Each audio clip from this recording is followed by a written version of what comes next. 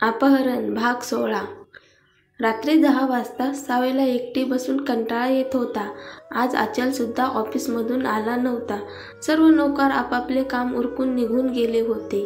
सावी काही काळ विचार करते की तिने आपला टाइमपास करण्यासाठी काय करावे. तासाभरानंतर अचल घरी येतो.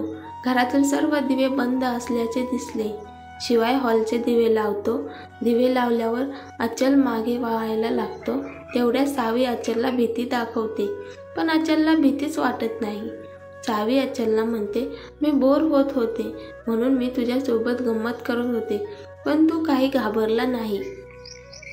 अचल सावीला म्हणतो, चल माझ्यासोबत, मी तुला एका ठिकाणी घेऊन जातो.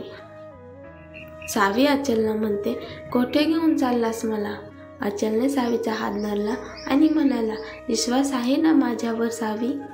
अचलला म्हणते, स्वतःपेक्षा जास्त. अचल सावीचा हात धरून तिला गच्चीवर घेऊन जातो. टेरेसवरून दिसणारे दृश्य पाहून सावी आश्चर्यचकित झाली. छतावर एक दुर्बीण ठेवली होती. सावी दुर्बीणकडे जाते आणि मग अचलकडे बघते आणि म्हणते, तुला कसे कळले की मला तारे बघायला आवडतात? अचल हसत हसत म्हणतो, मला पण तारे बघायला आवडतात. मला टायमिंग मिळाल्यावर मी इथेच तारे पाहण्यासाठी येतो. असे म्हणत अचल सावीला दुर्बिणीतून तारे पाहण्यासाठी सांगतो.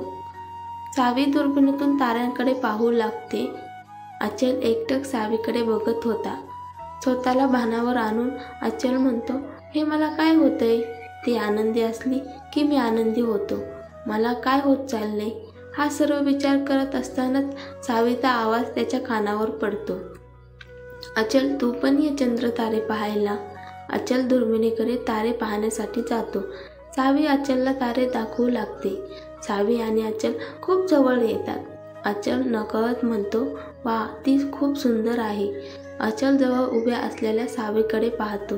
सावीचा चेहरा चंद्रप्रकाशात चमकत होता. अचल सावीकडे पाहतो आणि परत म्हणतो, ती खूप सुंदर आहे. सावी अचलकडे बघते. दोघांचे डोळे एकमेकांना भेटतात. जणू दोघेही एकमेकांच्या नजरेत हरवले आहेत. मग कशाचा तरी आवाज आल्याने दोघेही शुद्धीवर येतात आणि एकमेकांपासून दूर जातात. सावी पाहते की आवाज मांजरीचा होता. सावी मनात म्हणते, या मांजरीलाही आता यायला हवे होते. तिने सगळे छान क्षण खराब केले. अचल सावीला म्हणतो, काय झालं? काय विचार करायला लागलीस?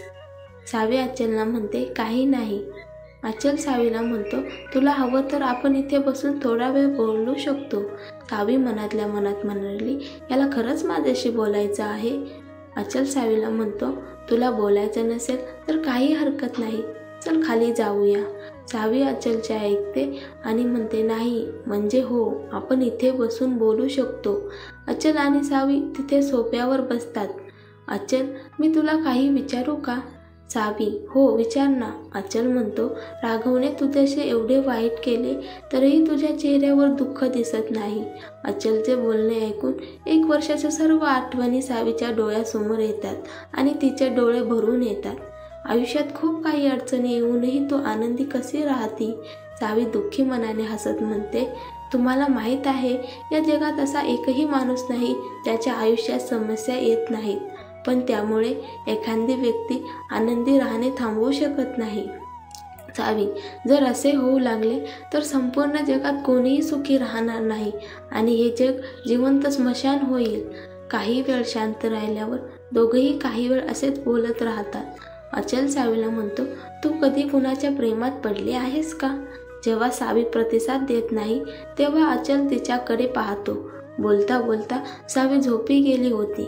सावीला झोपलेली पाहून अचलला हसू येते. अचल झोपलेल्या सावीच्या चेहऱ्याकडे पाहतो.